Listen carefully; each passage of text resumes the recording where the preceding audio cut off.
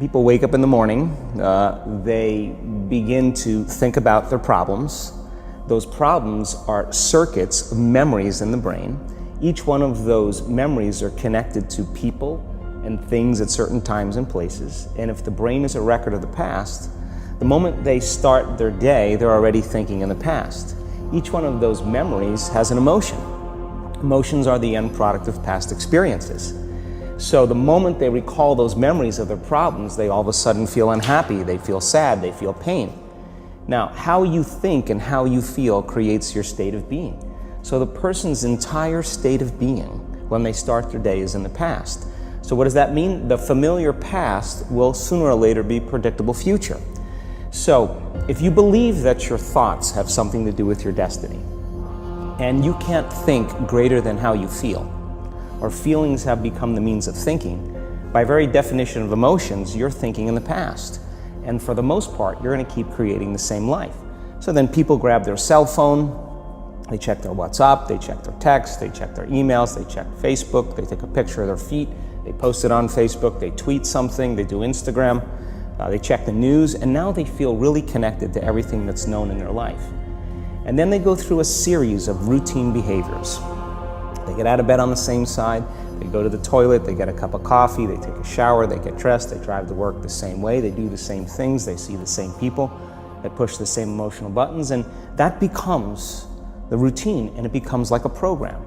So now they've lost their free will to a program, and there's no unseen hand doing it to them. So when it comes time to change, the redundancy of that cycle becomes a subconscious program. So now 95% of who we are by the time we're 35 years old is a memorized set of behaviors, emotional reactions, unconscious habits, hardwired attitudes, beliefs, and perceptions that function like a computer program. So then a person can say with their 5% of their conscious mind, I want to be healthy, I want to be happy, I want to be free. But the body's on a whole different program. So then how do you begin to make those changes? Well, you have to get beyond the analytical mind, because what separates the conscious mind from the subconscious mind is the analytical mind.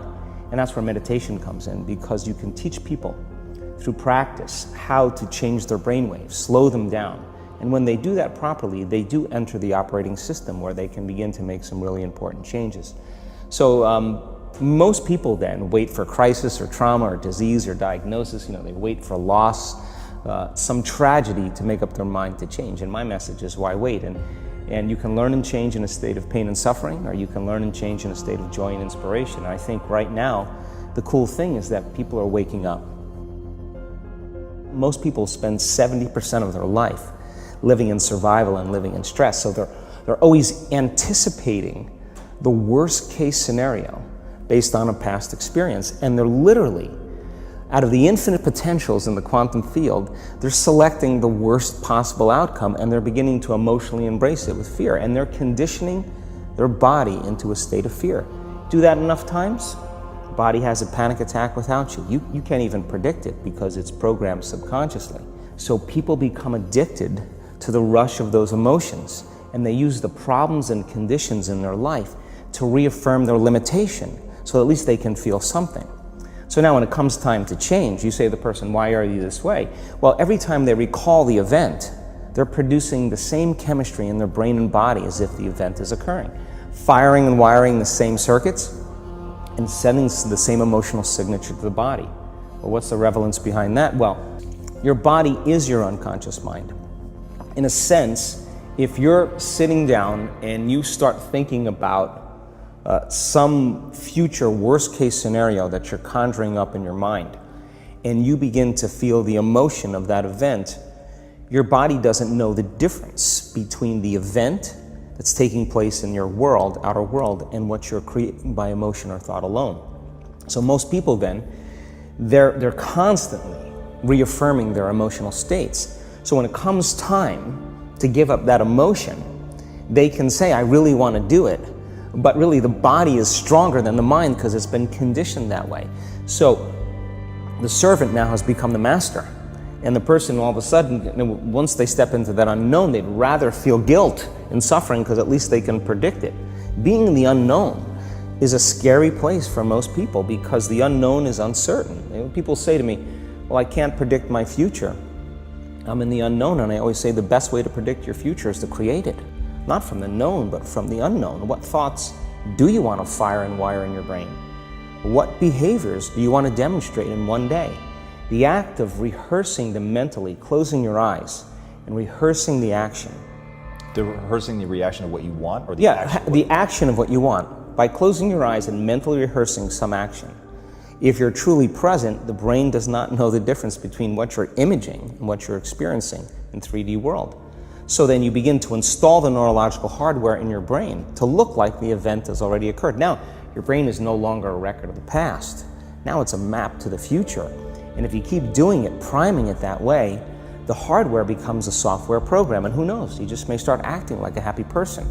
And then I think the hardest part is to teach our body emotionally what the future will feel like ahead of the actual experience.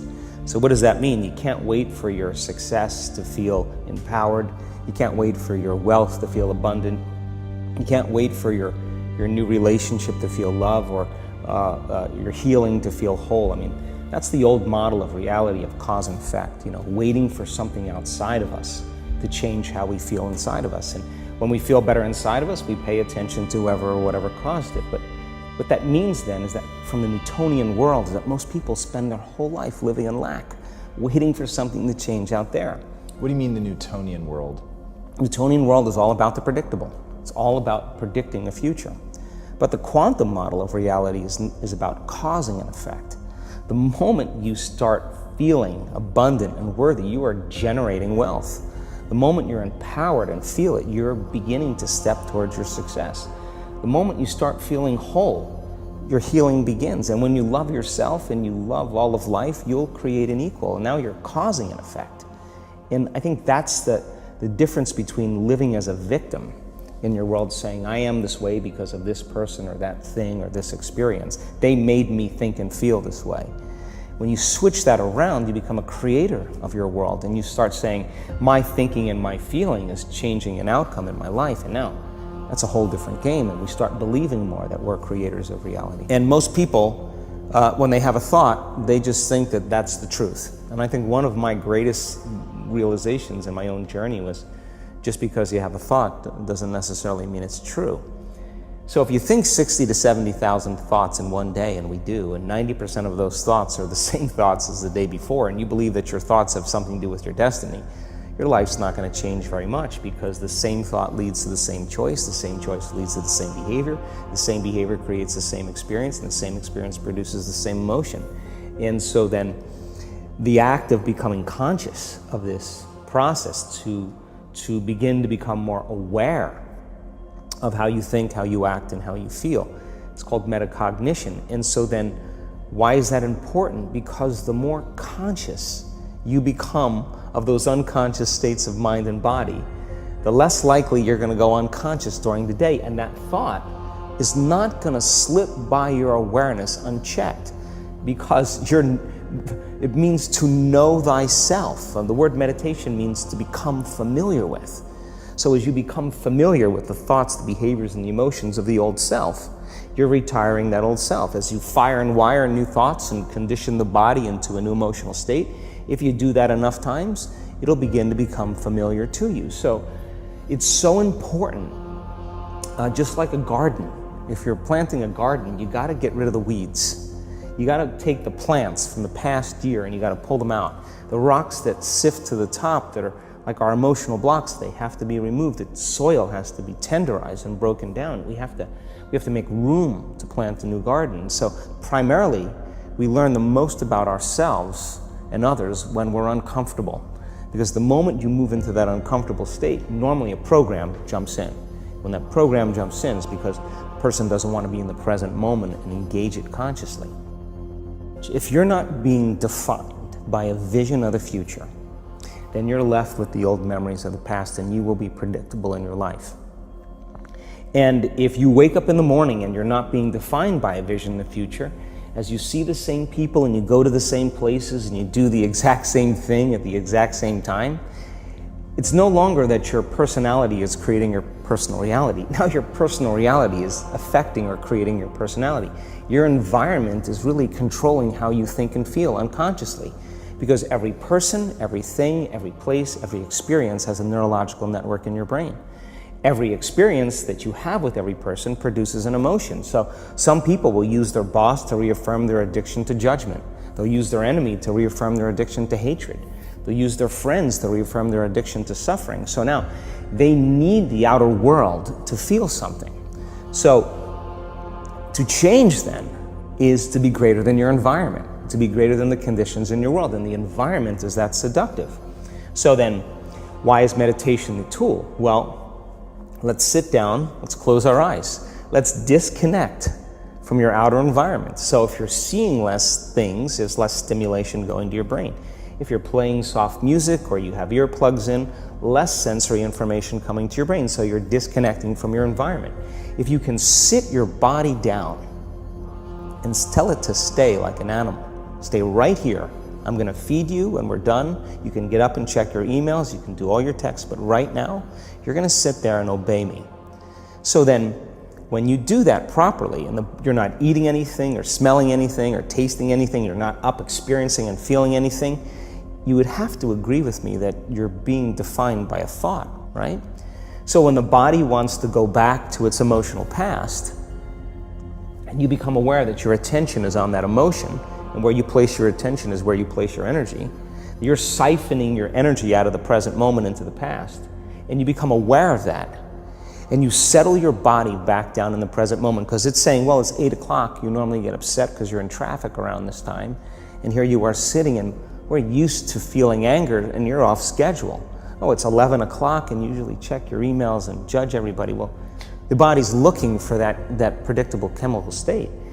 Every time you become aware that you're doing that, and your body is craving those emotions, and you settle it back down into the present moment, you're telling the body it's no longer the mind, that you're the mind, and now your will is getting greater than the program. And if you keep doing this over and over again, over and over again, over and over again, just like training a stallion or a dog, it's just going to say, I'm going to sit.